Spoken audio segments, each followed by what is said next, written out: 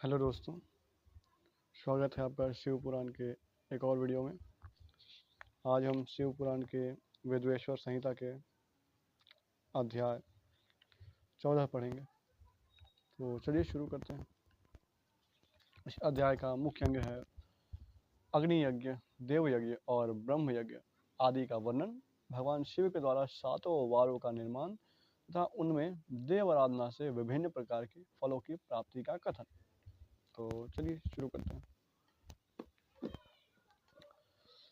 ऋषियों ने कहा, प्रभु, अग्नि यज्ञ, देव यज्ञ, ब्रह्म यज्ञ, गुरु पूजा और ब्रह्म तृप्ति का हमारे समक्ष क्रमश वर्णन की।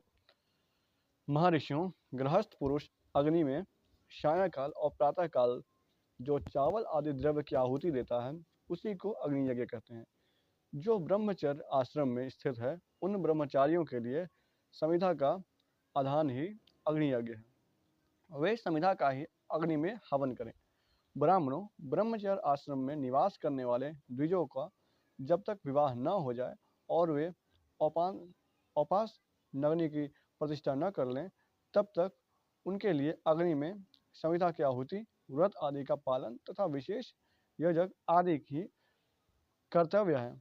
द्विजों, जिन्होंने ब्रह्म अग्नि को विसर्जित करके अपने आत्मा में ही अग्नि का आरोप कर लिया है, ऐसे वानप्रस्थियों और सन्यासियों के लिए यही हवन या अग्नि यज्ञ है कि वे विहित समय पर हित कर परिमित और पवित्र अन्न का भोजन कर लें। ब्राह्मणों, सायंकाल अग्नि के लिए दी हुई आहुति संपत्ति प्रदान करने वाली होती है, ऐसा जानना चाहिए।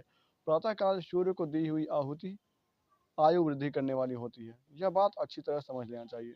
दिन में अग्निदेव सूर्य में ही प्रविष्टि हो जाते हैं, अतः प्रातःकाल सूर्य को दी हुई आहुति ही अग्नि यज्ञ की अंतर्गत आती है। इस प्रकार यह अग्नि यज्ञ का वर्णन किया गया है। इंद्र आदि समस्त देवताओं के उद्देश्य से अग्नि यज्ञ में जो आहुतियां दी जाती है उन्हें देव यज्ञ समझना चाहिए। स्थाली पाक आदि यज्ञों को देव यज्ञ ही मानना चाहिए। लौकिक अग्नि में प्रतिष्ठित हो जो चूड़ाकरण आदि संस्कार निमित्त हवन कर्म है उन्हें ही देव यज्ञ के अंतर्गत जानना चाहिए। अब ब्रह्म यज्ञ का वर्णन सुनो। द्विज को चाहिए कि वह देवताओं की तृप्ति के लिए निरंतर ब्रह्म यज्ञ करे। वेदों का जो नित्य अध्ययन या स्वाध्याय होता है उसी को ब्रह्म यज्ञ कहा जाता है। प्रातः नित्य कर्म के अनंतर सायंकाल तक ब्रह्म यज्ञ किया जा सकता है, इसके बाद रात में इसका विधान नहीं है। अग्नि के बिना देव यज्ञ कैसे संपन्न होता है, इसे तुम लोग श्रद्धा से और आदरपूर्वक सुनो। सृष्टि के आरंभ में सर्वज्ञ, दयालु और सर्वसमर्थ महादेव जी समस्त लोगों के उपकार के लिए वारों की कल्पना की। वे भगवान शिव संसार रूपी रोग को दूर करने के लिए वैद्य हैं, सबके ज्ञाता तथा समस्त औषधि के औषध हैं। उन भगवान ने पहले अपने वार की कल्पना की जो आरोग्य प्रदान करने वाला है। तत्पश्चात अपनी माया शक्ति का वार बनाया जो संपत्ति प्रदान करने वाला है। जन्म काल में दुर्गतिग्रस्त बालक की रक्षा के लिए उन्हें कुमार के वार की कल्पना की। तत्पश्चात सर्वसमर्थ महादेव जी ने आलस्य और पाप की निवृत्ति तथा समस्त लोगों का हित करने की इच्छा से लेकर लोक रक्षक भगवान विष्णु के वार बनाया। इसके बाद सबके स्वामी भगवान शिव ने पुष्टि और रक्षा के लिए आयुकर्ता, त्रिलोक त्रष्टा, परमेष्टि ब्रह्म का आयुष्कारक वार बनाया, जिससे संपूर्ण जगत के आयुष की सिद्धि हो सके। इसके बाद तीनों लोगों की वृद्धि के लिए पहले पुण्य पाप की रचना हो जाने पर उनके करने वाले लोगों को शुभाशुभ फल देने के लिए भगवान शिव ने इंद्र और यम के वारों की निर्माण किया। ये दोनों वार क्रमश भोग देने वाले तथा लोगों को मृत्यु भय से दूर करने वाले हैं।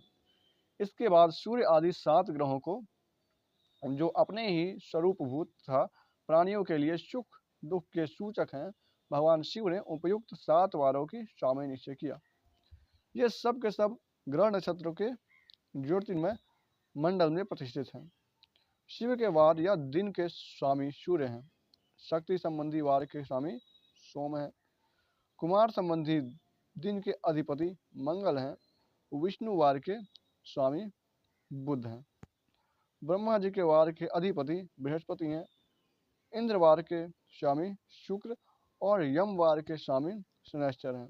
अपने अपने वार में ही उन देवताओं का पूजा उनके अपने अपने फल को देने वाले हैं। सूर्य आरोग्य और चंद्रमा संपत्ति के दाता है।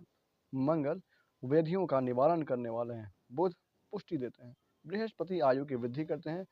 शुक्र भोग देते हैं और शनैश्चर मृत्यु का निवारण करते हैं। ये 7 वारों के क्रमश फल बताए गए हैं जो उन उन देवताओं की प्रीति से प्राप्त होते हैं।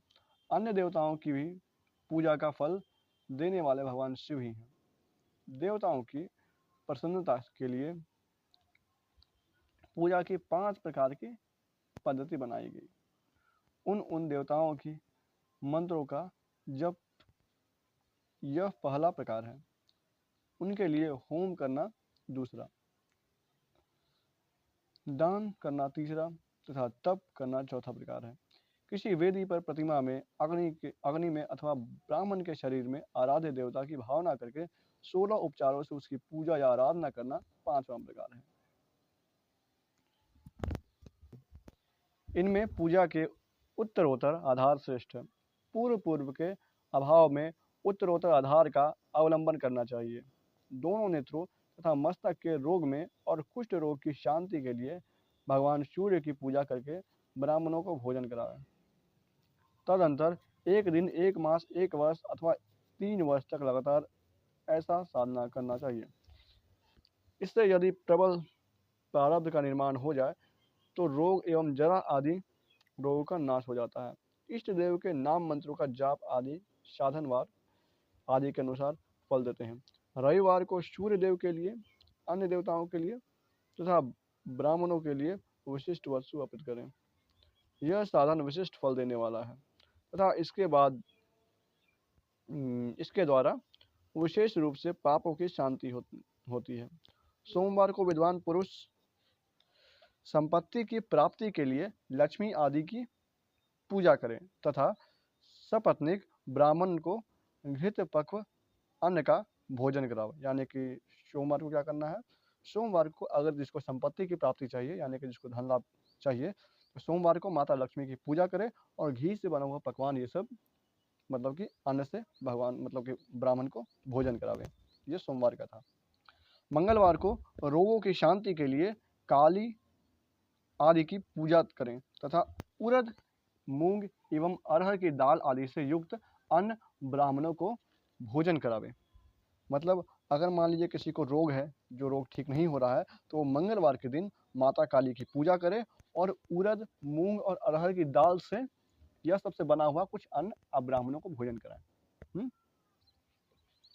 बुधवार को विद्वान पुरुष दधि युक्त अन्न से भगवान विष्णु का पूजन करें। ऐसा करने से सदा पुत्र, मित्र और कलत्र आदि की पुष्टि होती है। जो दीर्घायु होने की इच्छा रखते हैं वह गुरुवार को देवताओं की पुष्टि के लिए वस्त्र, यज्ञोपवीत तथा घृत मिश्रित खीर से यजन पूजन करें। भोगों की प्राप्ति के लिए शुक्रवार को एकाग्रचित होकर देवताओं का पूजन करें और ब्राह्मणों की तृप्ति के लिए षड्रस युक्त अन्न दें। इसी प्रकार स्त्रियों की प्रसन्नता के लिए सुंदर वस्त्र आदि का विधान करें। शनैश्चर अपमृत्यु का निवारण करने वाला है। उस दिन बुद्धिमान पुरुष रुद्र आदि की पूजा करे, तिल के होम से, दान से देवताओं को संतुष्ट करके ब्राह्मणों को तिल मिश्रित अन्य भोजन करावे। जो इस तरह देवताओं की पूजा करेगा वह आरोग्य आदि फल का भागी होगा। यानी कि अगर मान लीजिए आप कोई इच्छा रखते हैं कि हमको यह चाहिए, किसी चीज़ की इच्छा है आपको, तो आप शुक्रवार के दिन क्या करना है, आपको शुक्रवार को आपको भगवान का पूजा करना है और पूजा करने के बाद उन पे आपको कुछ मतलब कि फल वगैरह चढ़ाना है और अन्न वगैरह जो भी मतलब खीर वगैरह बन सके वो आपको चढ़ाना है। और अगर मान लीजिए कि आप मृत्यु का भय है या फिर मान लीजिए कोई चीज़ का आपको भय है, डर लगता है, तो आपको क्या करना है, उसके लिए शनिवार को आपको भगवान शिव का पूजा करना है और तिल से बना हुआ कोई चीज़, चाहे वो तिल का लड्डू हो या कुछ भी हो, आपको भगवान विष्णु पर क्षमा करें, भगवान शिव पर चढ़ाना है। इससे आपका मृत्यु है खत्म हो जाता है। देवताओं के लिए नित्य पूजन, विशेष पूजन, स्नान, दान, जब होम तथा ब्राह्मण तर्पण आदि में एवं रवि आदि वारों में विशेष तिथि और नक्षत्रों का योग प्राप्त होने पर विभिन्न देवताओं के पूजन में सर्वज्ञ जगदीश्वर भगवान शिव ही उन देवताओं के रूप में पूजित हो सब लोगों को आरोग्य आदि फल प्रदान करते हैं। देश, काल, पात्र, द्रव्य, श्रद्धा एवं लोक के अनुसार उनके तारतम्य क्रम का ध्यान रखते हुए महादेव जी का आराधना करने वाले लोगों को आरोग्य फल प्राप्त होता है। शुभ मांगलिक कर्म के आरंभ में और अशुभ अंत्येष्टि कर्म के अंत में तथा जन्म नक्षत्रों के आने पर गृहस्थ पुरुष अपने घर में आरोग्य आदि की समृद्धि के लिए सूर्य आदि ग्रहों की पूजन करें। इससे सिद्धि है कि देवताओं का यजन संपूर्ण अभीष्ट वस्तुओं को देने वाला है। ब्राह्मणों का देव यजन कर्म वैदिक मंत्र के साथ होना चाहिए। शूद्र और दूसरों का देव यज्ञ तांत्रिक विधि से होना चाहिए। शुभ फल की इच्छा रखने वाले मनुष्य को सातों ही दिन अपनी शक्ति के अनुसार सदा देव पूजन करना चाहिए। निर्धन मनुष्य तपस्या यानी कि जिसके पास पूजन वगैरह करने का उतना साधन नहीं है तो वो तपस्या करे, यानी कि मतलब कि आंख बंद करके ठीक है भगवान का ध्यान करे तपस्या द्वारा, और धन के द्वारा देवताओं की आराधना करे। वह बार बार श्रद्धा पूर्वक इस तरह धर्म का अनुष्ठान करता है और बारंबार पुण्य लोक में नाना प्रकार के फल भोगकर पुनः इस पृथ्वी लोक पर जन्म ग्रहण करता है। धनवान पुरुष सदा भोग सिद्धि के लिए मार्ग में वृक्ष आदि लगाकर लोगों के लिए छाया की व्यवस्था करें। जलाशय यानी कुआं बनवाएं। वेद शास्त्रों की प्रतिष्ठा के लिए पाठशाला निर्माण करें तथा अन्यान्य प्रकार के धर्म संग्रह करता रहे। धनी को यह सब कार्य सदा ही करते रहना चाहिए। समय अनुसार पुण्य कर्मों के परिपाप के अंतकरण शुद्ध होने पर ज्ञान की सिद्धि हो जाती है। द्विजों, जो इस अध्याय को सुनता, पढ़ता अथवा सुनने वाले की व्यवस्था करता है उसे देव यज्ञ का फल मिलता है। तो इस तरह हमारा अध्याय 14 समाप्त होता है। अगला अध्याय अगले वीडियो में।